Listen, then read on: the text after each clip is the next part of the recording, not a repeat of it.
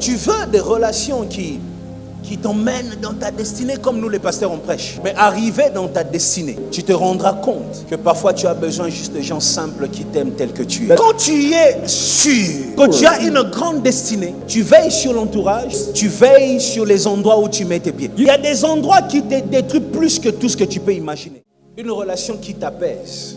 Beaucoup d'enfants de Dieu se sont refusés cette relation. Parce que dans l'église, on nous enseigne tous les jours la distraction. On a tellement fui la distraction qu'on a aussi fui des relations qui étaient appelées juste à apaiser nos tempêtes. Quand on parle de Jésus et Jean, on dit que Jean mettait sa tête sur la poitrine de Jésus. Pour Jean, Jésus n'était pas seulement un maître, mais il était aussi un ami. C'était ça la position, tous les jours. Quand il mangeait, Jean est là. On parle presque de la même chose pour Jonathan et David. Une relation qui permet de dormir en paix. Je sais que quand il est là, je peux rire en paix. Quand il est là, je peux même me permettre de dire ce qu'il ne faut pas dire. Toi, tu peux appeler ça distraction, mais moi, je dis de relation qui apaise. Une personne, quand tu es avec lui ou elle, tu ne te sens pas menacé. Pas une personne qui te juge pour te culpabiliser et te manipuler. Il existe des gens comme ça. Plus tu es avec lui, plus tu te sens sale. Ton bonjour n'est pas apprécié. Tes vêtements ne sont pas appréciés.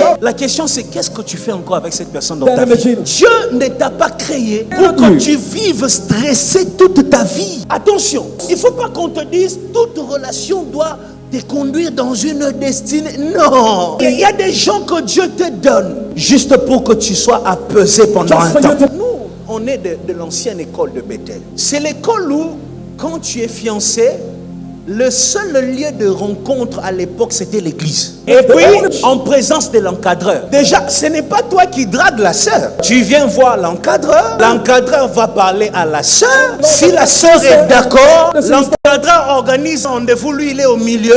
Et il te dit, frère, Loba Makambouye Bisakinga. Nous, on a grandi comme ça. Tu vois, je viens de cette école-là. Tout est regardé. C'est-à-dire, quand tu essaies de rire, on te dit, frère, tu es dans la distraction. Avec l'âge, ça a commencé à peser. Et puis, à un moment, tu as dit, il me faut ça. J'ai un oncle à moi, qui est aussi pasteur, mais pas de Bethel. Même quand tu lui donnes un coup, il est heureux. Il est tout le temps heureux. J'ai remarqué que chaque fois que je passais du temps avec lui, je sortais de là heureux. Maintenant, moi, on m'avait dit que je dois veiller que sur les spirituels. Jusqu'à ce que j'avais découvert. Les dons spirituels que j'ai, leur fonctionnement sont très liés à l'état de mon âme. Il y a des jours où j'ai prié, sérieusement prié. Je me tiens ici un culte de jeudi. Je ne donne pas comme je voulais. Et quand j'essaie de faire mon examen à l'intérieur, qu'est-ce qui s'est passé? Je me rends compte que j'ai prié, mais je suis triste. J'ai finalement compris que le bien-être est important même pour les dons spirituels. Tu veux des relations qui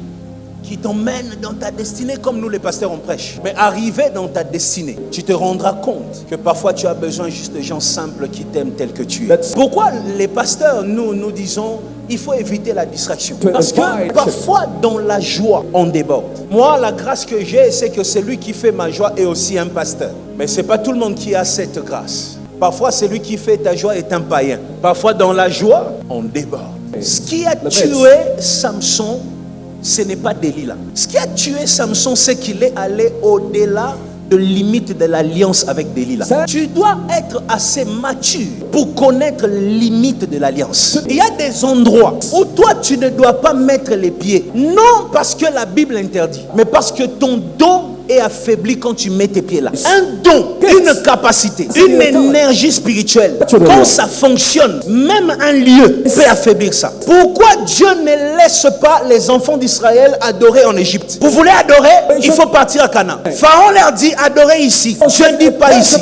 Ils sont arrivés dans le désert 40 ans. Dieu est capable de faire sortir l'eau dans le désert. C'est-à-dire il est capable de créer l'agriculture dans les déserts. Pourquoi Dieu ne les maintient pas dans les déserts? Pourquoi ils doivent aller à Canaan? Parce qu'il y a des endroits qui ne favorisent pas ton élévation spirituelle. Quand tu es sûr Quand tu as une grande destinée, tu veilles sur l'entourage, tu veilles sur les endroits où tu mets tes pieds. Il y a des endroits qui te détruisent plus que tout ce que tu peux imaginer.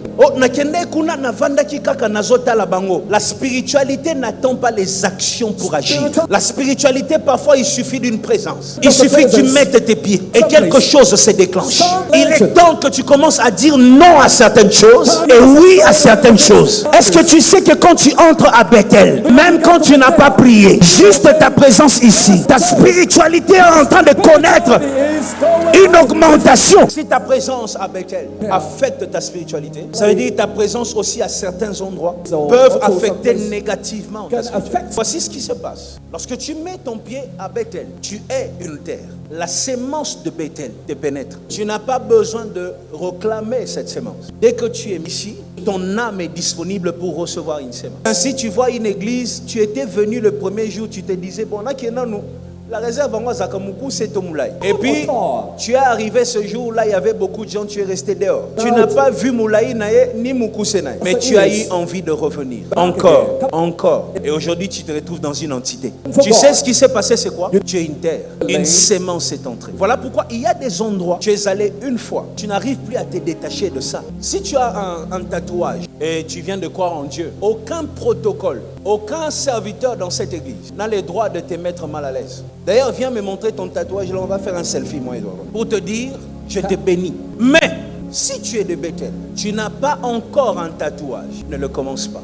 Il y a des choses qui sont de sémences. Quand ça entre dans ta vie, ça va travailler au fond de ton âme. Pendant que tu ne le sais pas, ça te donne des envies que tu n'avais pas avant. Arrête-toi dans une limite de l'alliance. Il n'y a pas d'alliance sans restriction. Nabakisa, chaîne Moussousou Nalikolo. Déjà pour permettre ce qui est au niveau du coup là, moi on m'a insulté. On a dit Moïse a même si doctrine. Maintenant on m'a déjà insulté. Toi tu viens ajouter encore au pied.